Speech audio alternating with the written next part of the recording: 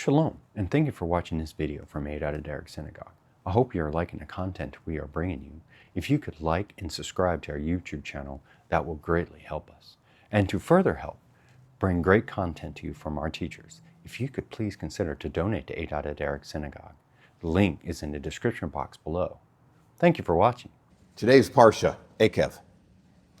The Parsha begins with Eikev, because or heal, translated both ways.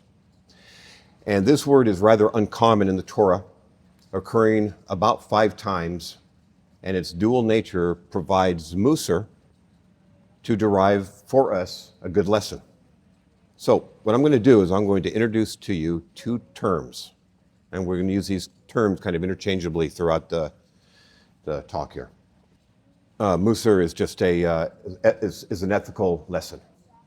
Pesachim 6:1, which is in the Jerusalem Talmud, Yerushalmi, there's a statement, and we discussed this statement last week. One may not derive a gezerah shava on their own. So I'm not going to deal with the rest of it, but at the very end it says, and we learn from it only to be stringent, not to be lenient.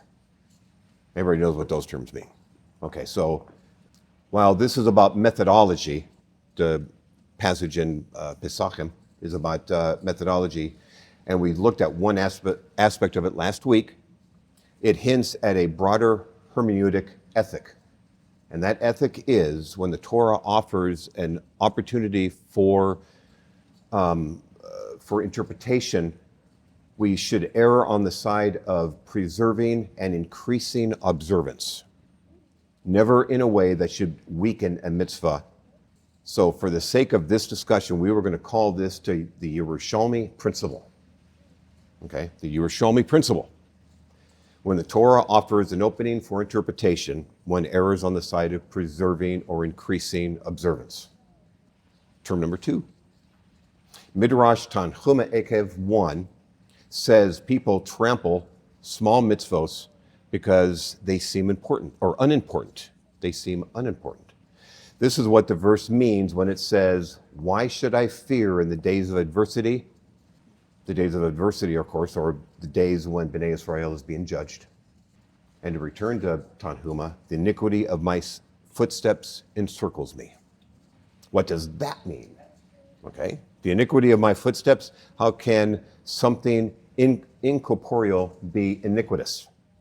The Holy One who gave the Torah to Israel, some of which are minor and some of which are major, and because there are some minor ones that people hardly notice, they are trampled beneath their feet, for they are so minor. But what did the Midrash say? The iniquity of my footsteps encompasses me. Now, look at your right foot. Okay, these footsteps have spent a lifetime trampling the minor mitzvos, as well as a good measure of the major ones. So if you think this is not for you, and it's for somebody else, no, this is for you. Because I'm actually speaking to me, because I have done this throughout my lifetime, and I know all of you have as well. So we will coin a phrase to represent this tendency. Heal mitzvos, H-E-E-L, not H-E-A-L, okay. Heal mitzvos are the commands we could perform, that we should perform, but choose to ignore for one reason or another. If we properly institute the Yerushalmi principle, and interpretation should reinforce and not relax a mitzvah. The attitude must be to strengthen the Torah, never to diminish it, never to step on it.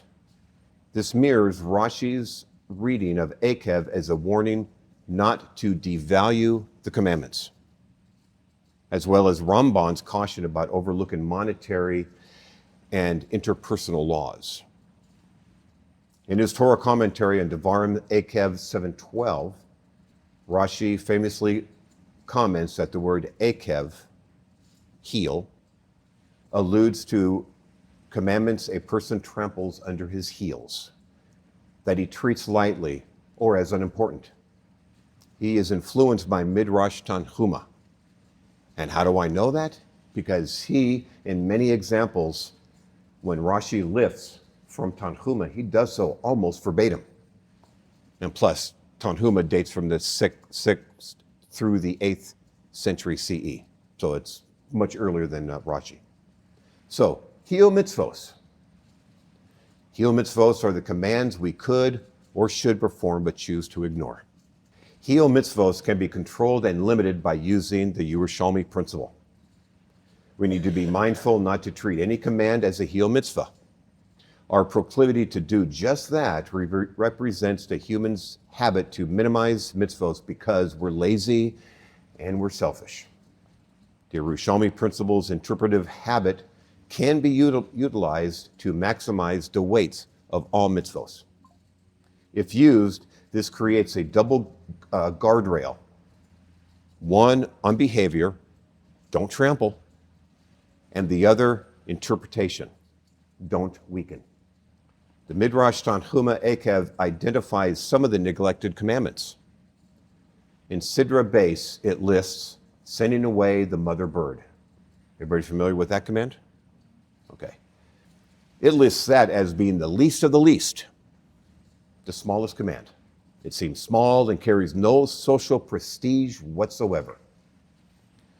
It's a rural, old-fashioned command that rarely applies, and applies neither to non-kosher birds nor when we live in urban or suburban areas. Unless, of course, you have yard birds, which are yard chickens.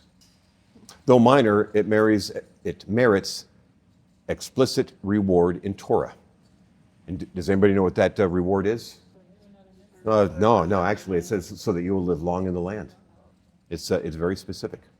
Okay, Ramban notes the human tendency to ignore commands that represent a net loss to the individual. For instance, we are more prone to use dishonest business weights, ignore the moral intent of mishpatim, commands, especially in matters of monetary law. Ramban therefore emphasizes that Eikev indicates neglect of laws pertaining to monetary matters and are often treated lightly.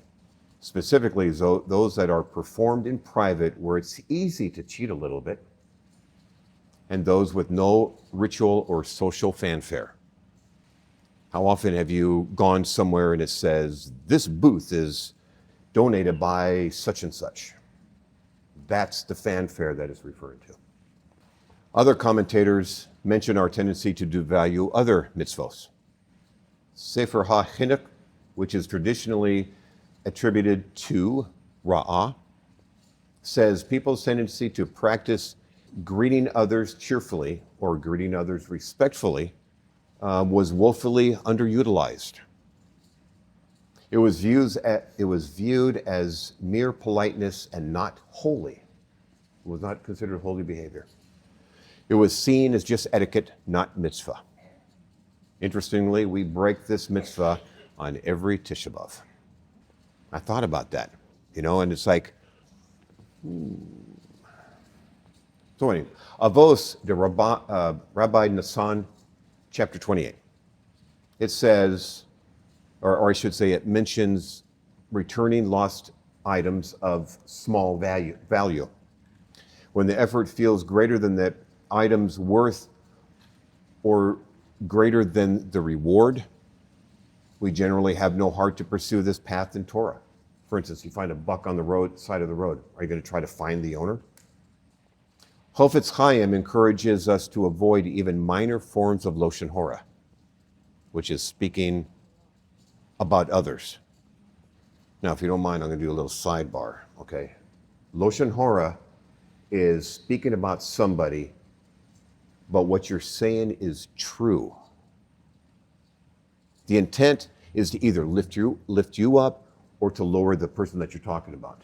Motzi Shemra is when you talk about somebody and it's false. That'd be slander.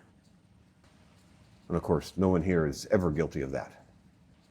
So Rashi underscores that one who honors the minor mitzvos, people normally trample with their heel, they will receive illicit divine blessing.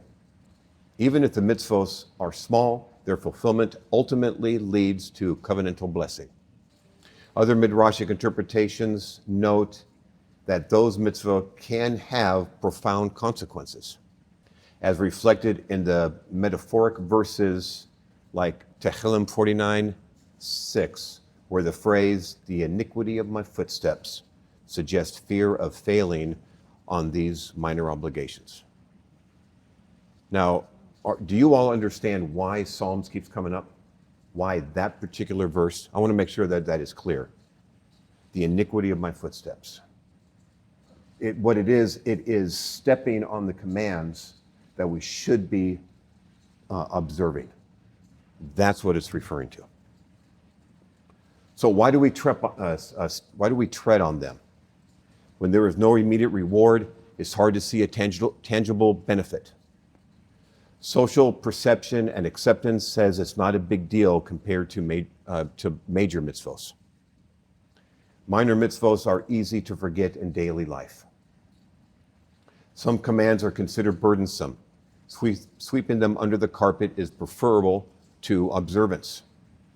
Some commands demand we give up our favorite sin.